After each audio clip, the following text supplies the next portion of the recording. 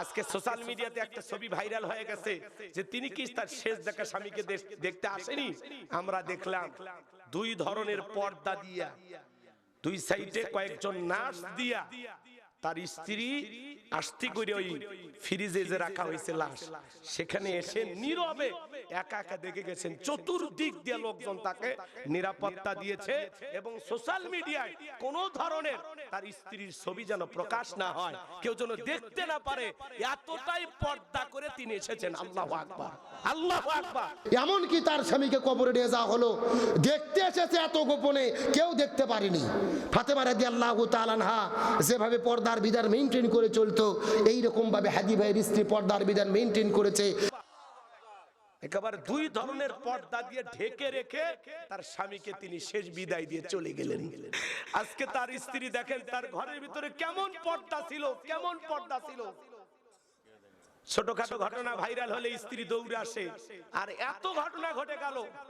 শরীফ ওসমান হাদি ভাইয়ের স্ত্রী কখনো মিডিয়ার সামনে আসলো না, তার মানে ঘরের ভিতরে তিনি এমন ভাবে স্ত্রীকে পর্দায় রেখেছেন, এতটাই নেককার একজন বিবি তার ঘরে আছে। আল্লাহু আকবার, আল্লাহু আকবার। এমনকি তার স্বামীকে কবরে নিয়ে যাওয়া হলো, দেখতে এসেছে এত গোপনে, কেউ দেখতে পারেনি। ফাতেমা রাদিয়াল্লাহু তাআলা আনহা যেভাবে পর্দার বিধান মেইনটেইন করে চলতো, এই রকম ভাবে হাদি ভাইয়ের স্ত্রী পর্দার বিধান মেইনটেইন করেছে। শুধু শিক্ষার জন্য বলতে চাই, এই যে আমাদের হাদি ভাই মারা গেল, তামাম বাংলাদেশের মিডিয়া তার স্ত্রীর কাছে গেছে সাক্ষাৎকার নেওয়ার জন্য, তার কথা শোনার জন্য, কিন্তু হাদি ভাই ধন্য, তিনি সফল। তার স্ত্রী এতটাই পর্দাশীল, কারুর সাথে দেখা করেনি।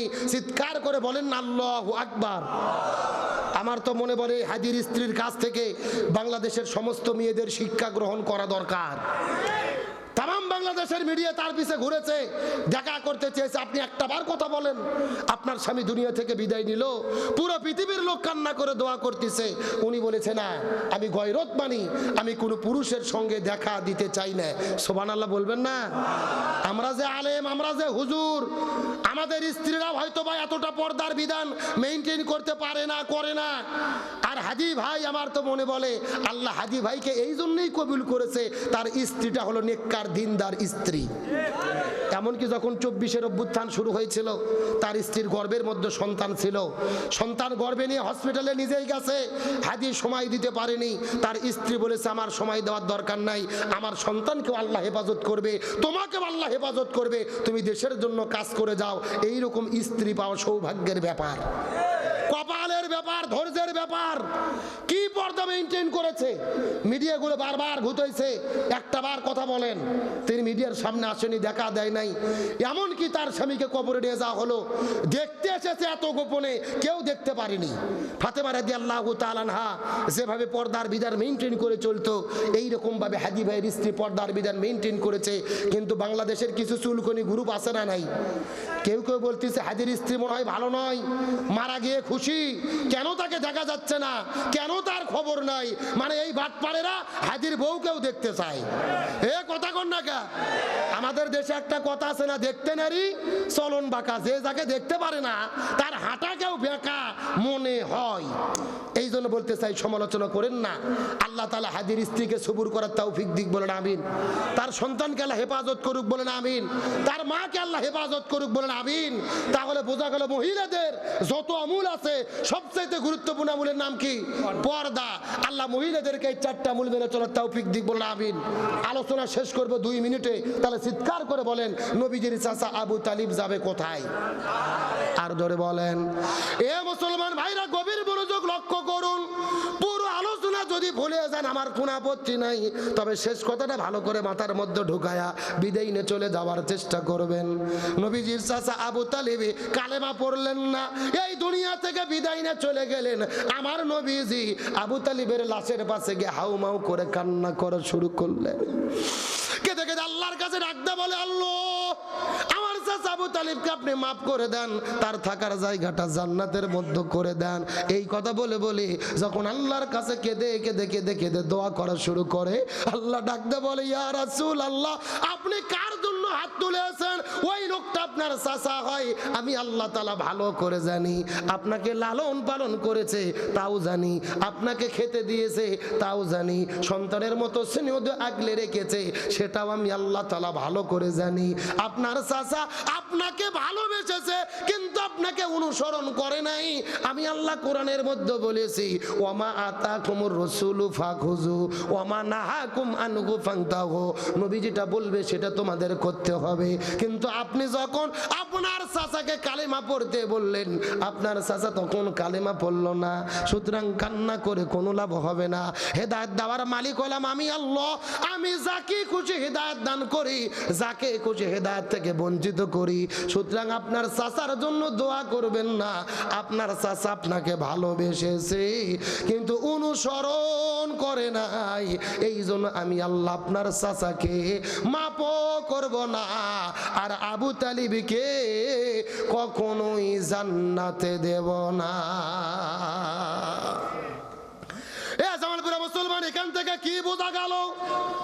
আলোচনা শুনে শুধু কান্না করলে হবে না, এই আলোচনার দ্বারা আমাদের শিক্ষাটা মাথার মধ্যে ঢোকাতে হবে। নবীর চাচা আবু তালিব নবীকে যেই পরিমাণ ভালোবাসা দিলেন, শ্রদ্ধা করলেন, মহব্বত করলেন, চিৎকার করে বলেন তো আমরা সারা জীবন যদি চেষ্টা করি এই রকম ভালোবাসাকে নবীকে দিতে পারবো? কিন্তু এত ভালোবাসা দেওয়ার পরেও জাহান্নামে কেন যাবে? কারণ হলো একটা, নবীকে ভালোবেসেছে কিন্তু অনুসরণ করে নাই। এখান থেকে শিক্ষা দাঁড়ালো, এই বাংলাদেশের ভেতরে 90% মুসলমান আমরা মুখে মুখে নবীকে ভালোবাসার দাবি করি, মসজিদের ভেতরে নবীর প্রতি দরুদ পড়ি, ইয়ে নবী সালাম আলাইকা বলি, গরম গরম জিলেপি আর খিচুড়ি খাই, নবীর উম্মাত বলে দাবি করি, কিন্তু নবীর আদর্শ মানি না, নবীর আদর্শ দিয়ে জীবন চালাই না, নবীর আদর্শ দিয়ে পরিবার চালাই না, নবীর আদর্শ দিয়ে সমাজ চালাই না, নবীর আদর্শ দিয়ে রাষ্ট্র পরিচালনা করি না। বরং যারা জমিনের ভেতরে নবীর আদর্শে রাষ্ট্র কায়েমের আন্দোলন করে, যতটুকু পারি তাদের বিরোধিতা করার চেষ্টা করি। আমার কথা ক্লিয়ার?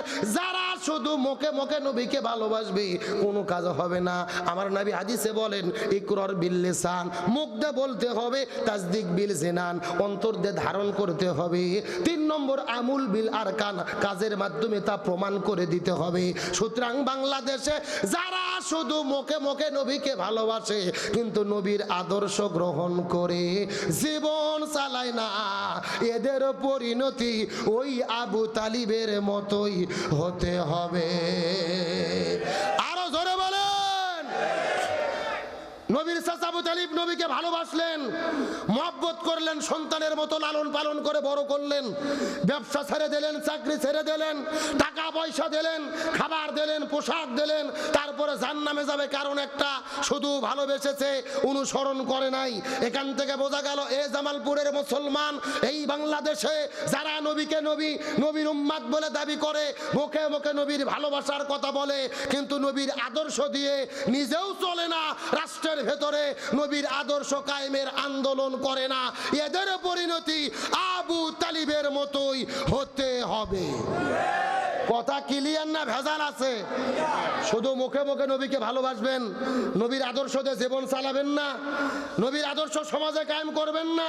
একেবারে সোজা কথা, যেই নবীর আদর্শ দিয়ে মসজিদ চলবে ওই নবীর আদর্শ দিয়ে সংসদ ভবন চালাতে হবে। যেই নবীর আদর্শ দিয়ে মাদ্রাসা চলবে ওই নবীর আদর্শ দিয়ে সুপ্রিম কোর্টে বিচার করতে হবে। একেবারে ব্যক্তি, পরিবার, সমাজ, রাষ্ট্র, রান্নাঘর থেকে শুরু করে সংসদ ভবন পর্যন্ত, রাজনীতি, অর্থনীতি, সমাজনীতি, সংস্কৃতি, এখন থেকে শুরু করে মৃত্যু পর্যন্ত আল্লাহর কোরআনের বিধান এবং রসুলের আদর্শ মেনে জীবন চালাতে কারা কারা যে দুটো হাত আল্লাহকে তুলে দেখান।